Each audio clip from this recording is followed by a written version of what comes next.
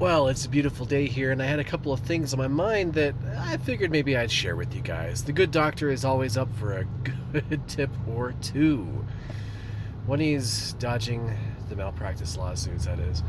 I got a little bit of a drive in front of me, so I figured I would just make a video here. Marketing. This year, I've done some different things compared to last year. Last year, I was very Google intensive. I was spending at least $600 a month on Google ads. The whole season. And I got a lot of calls out of it, and I used it to, good effect. No problem there. This year was different. I started out with a company that does exterior paint work that wanted to have somebody reliable to come out and wash houses before they do an exterior paint job. So, I had talked to this gentleman, and basically it came down to, I walked into his office one day, just literally introducing myself. I told him I knew he was probably busy. So a couple weeks later, he called me, and I came in, and I was able to show him some beautiful before and after pictures, and explained to him my system. I showed him my truck. Of course, I showed up in my uniform and looking all nice and tidy. So that's worked out really well. They send me typically at least 3 to 6 jobs per week. So that's nice right there. And of course, I give them a little bit of a bulk rate discount, just because it makes sense if they're feeding me a lot of reoccurring work that, I give them a little bit of a discount off my normal rates. Also, I've gotten into doing preservation work, is what they call it, for bank-owned properties. So, that's been okay right there as well. What's nice is that the customer is never home, because typically the house has been abandoned for 4 or 5 years, and it's a real mess. So you get to see some really nice before and afters. It's always just so satisfying when you see the dirtiest properties clean up and the customer's happy. So that's something for you guys to think about outside of your normal, get signs. Yard signs definitely work.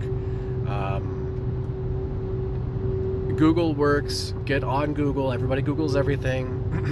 Nextdoor works.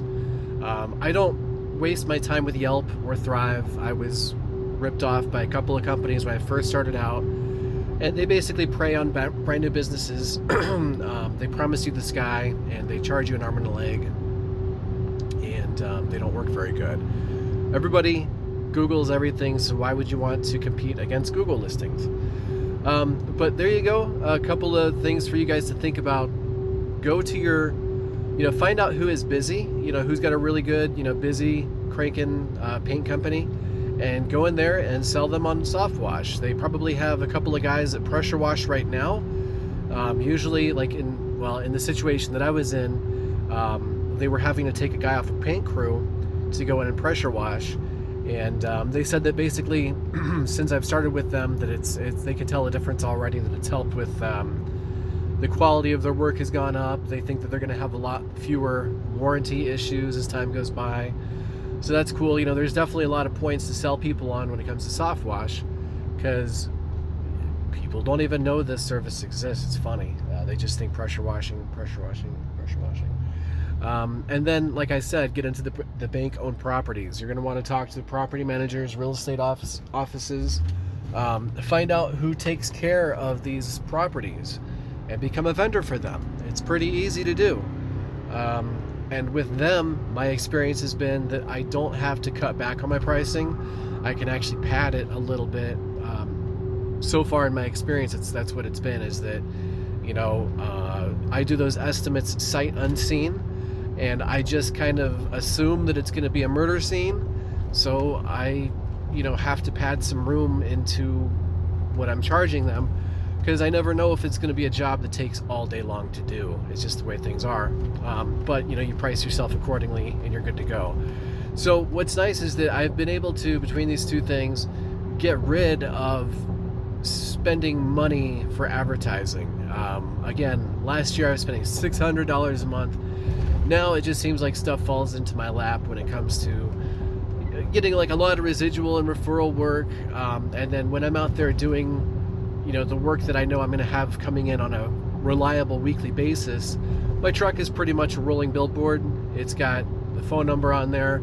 Plenty of neighbors come out and they see what's happening with these bank-owned properties. It's really fun, like I said, because they're really bad and they're going to clean up really nice. And so I've had a lot of neighbors come out and just they're blown away by what this system can do. So kind of a different video for today. I know I'm not harping on about something mechanical, but something on my mind that I thought maybe you guys could consider in the comments below.